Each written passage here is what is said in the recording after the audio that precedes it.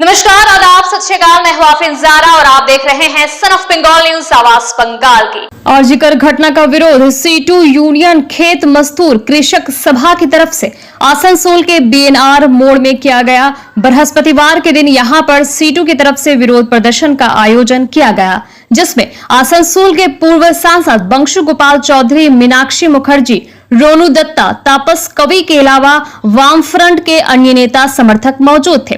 वामफ्रंट नेत्री मीनाक्षी मुखर्जी ने पश्चिम बंगाल की सरकार को जबरदस्त कोसा। उन्होंने कहा, अगर पश्चिम बंगाल की सरकार मुख्यमंत्री ममता बनर्जी इस दुष्कर्म और हत्या मामले में तत्परता दिखाई होती तो आज आरोपी सलाखों के पीछे होते, बल्कि उन्हें बचाने का कार्य ममता सरकार ने किया और सबूतों को भी मिटाने की कोशिश की।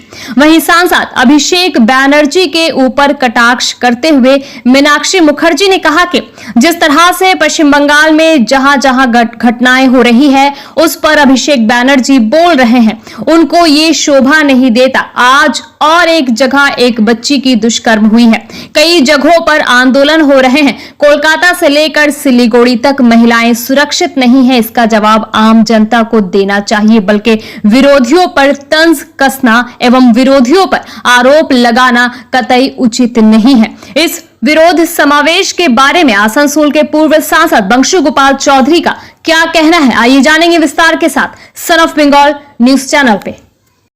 ভয় পেয়ে গেছেন, তাই চেষ্টা করছেন গোটা রাজ্যের প্রতিবাদী স্বরকে দমানোর, কিন্তু উনি জানেন না যে রাজ্যের উনি মুখ্যমন্ত্রী, সেই রাজ্যটার নাম পশ্চিমবঙ্গ।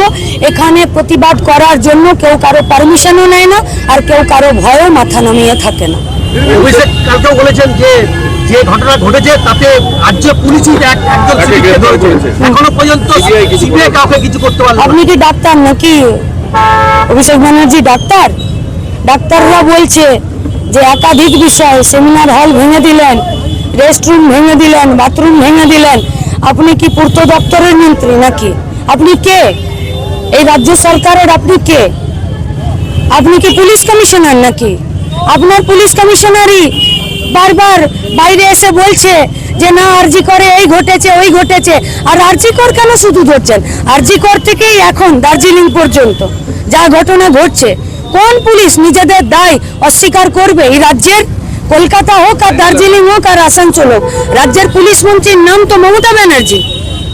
দায় নিতে হবে না? আরজি করে শেষ হয়ে গেছে নাকি ঘটনা? 7 বছরের একটা বাচ্চা মেয়ে নিজের পাড়ায় ধর্ষণ হয়ে গেল, 7 বছরের।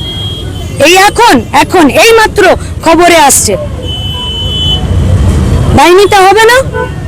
তাহলে আপনি কি করে বলে দিচ্ছেন? আর রাজ্যের পুলিশকে সার্টিফিকেট দেবার দায়িত্ব আর ঠিকা নিয়ে রেখেছেন নাকি অভিষেক ব্যানার্জি?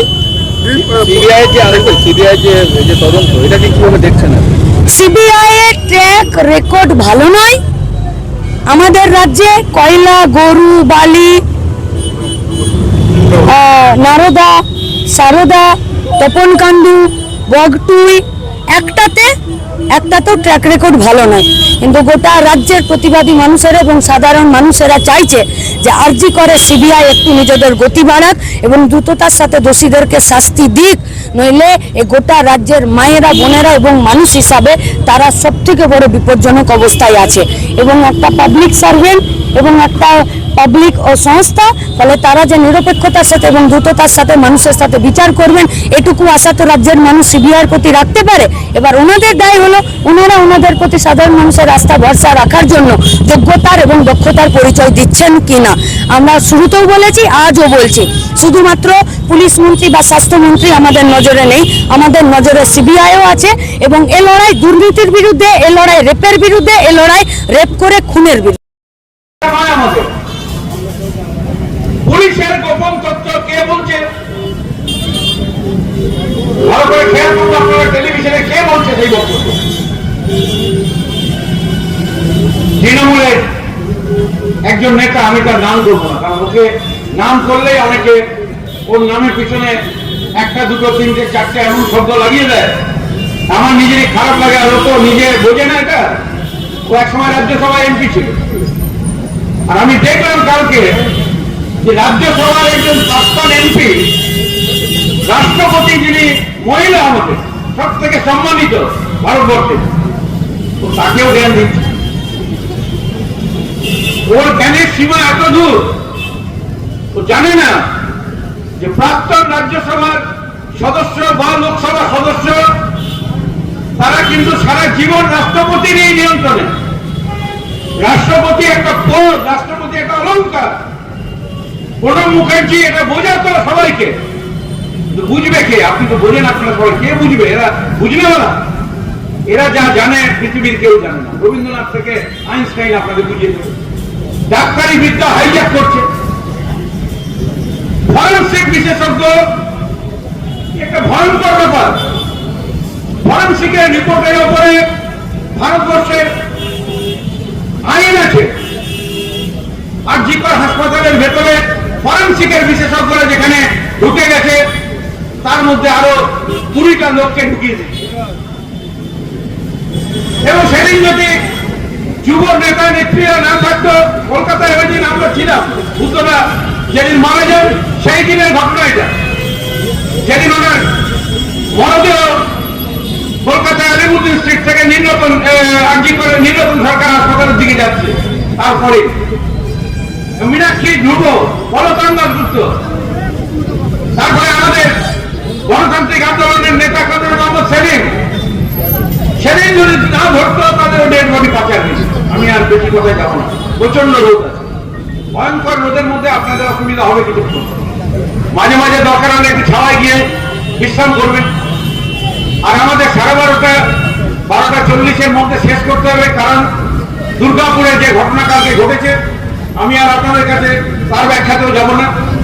পরিষ্কার মুখ্যমন্ত্রী টেলিভিশনে যখন বলেছেন যে ফোর্স করো, ফোর্স করার পরেই বিমল দাশগুপ্ত ভবনে বোম করেছে। ফোর্স করার পরেই প্রথম মহিলাদের উপরে তাদের ধাক্কা মেরে চুলের মুঠি ধরে রাস্তায় ফেলে সন্ধ্যা মণ্ডল নার্স, দুর্গাপুর স্টিল প্ল্যান্টের নার্স ছিলেন উনি, শ্রমজীবী মহিলাদের উনি প্রতিনিধিত্ব করেন। তার কোমরে অপারেশন আছে, তাকে ফেলে যেভাবে মেরেছে সেই ছবি আপনারা দেখেছেন। এবং এই বাহিনী আজ অব্দি গত 20 বছরে এরকম দুর্গাপুর সিটি সেন্টারে ইতিহাস নেই যে বেলা 3টে-4টের পর থেকে বোমাবাজি। এই সরকারের যদি বিন্দু মাত্র লজ্জা থাকে, বিন্দু মাত্র যদি সরকারের লজ্জা থাকে, তাহলে বলা উচিত যা করা হয়েছে ভুল হয়েছে এতক্ষণ পর্যন্ত। এরপরে আমরা সরকার চালানো মানে রাজধর্ম। রাজধর্মে সবসময় দলের ধর্ম পালন করা যায় না। বুদ্ধদেব ভট্টাচার্য, জ্যোতি বসু যখন মুখ্যমন্ত্রী ছিলেন, জীবনে কোনদিন নির্বাচন ঘোষণা হওয়ার পরে কোন জেলা শাসক, কোন পুলিশের এসপি, কমিশনার, যা নিয়ম আছে ইলেকশন কমিশনের, তাদের সঙ্গে কোনো যোগাযোগ রাখতেন না। ওটা বলে দলবাজি, অমুক তমুক। দলবাজি তো যা দেখার পশ্চিমবাংলা যা দেখেছে, এরপরে আর কিছু দেখার আছে কিনা এটাই সন্দেহ। सन ऑफ बंगाल के माध्यम से हर खबर आप तक सबसे पहले पहुंचाई जाती है। सन ऑफ बंगाल जहां यूट्यूब, फेसबुक और वेबसाइट हर जगह पे है। हमारे यूट्यूब पे आप देखिए सन ऑफ बंगाल की खबरें। इसके अलावा सब्सक्राइब कीजिए, फेसबुक पे जाइए, फेसबुक पेज को फॉलो कीजिए। इसके अलावा हमारे वेबसाइट पर भी जाकर आप देख सकते हैं हर तरह की खबरें सबसे पहले। जी हाँ, हमारा वेबसाइट है www.sonofbengal.in। धन्यवाद।